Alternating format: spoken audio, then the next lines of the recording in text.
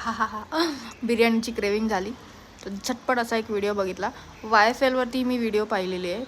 त्याने ज्या पद्धतीने शिकवली त्या पद्धतीने केले. क्विक झाली. मॅरिनेट केला आलू दहीमध्ये, आलं लसूणची पेस्ट, तळलेला कांदा आणि थोडेसे मसाले. 10 ते 15 मिनटं आलू मॅरिनेट करून ठेवला.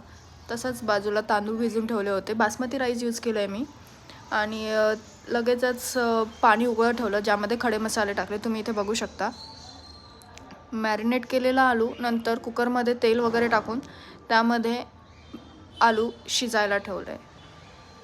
इथे नंतर तांदूळ ॲड केले मी, जे की उकळत्या पाणी ऑलरेडी उकळलं होतं 10 मिनटासाठी, ज्यामध्ये लिंबू टाकलं. लिंबू टाकल्यामुळे थोडं आहे ना तांदूळ सुटसुटीत बनतात.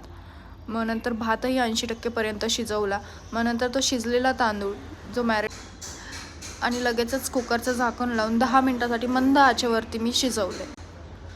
सोबतच आईने भजे केले होते. पाऊस चालू होता. इतका उत्तम बेत झाला होता हा.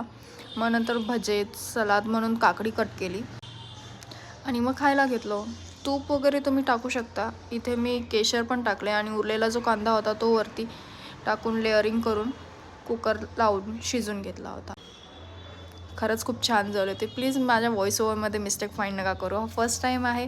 तुम्हाला आवडला किंवा नक्कीच मला काही सजेशन असतील तर कळवा. बाय.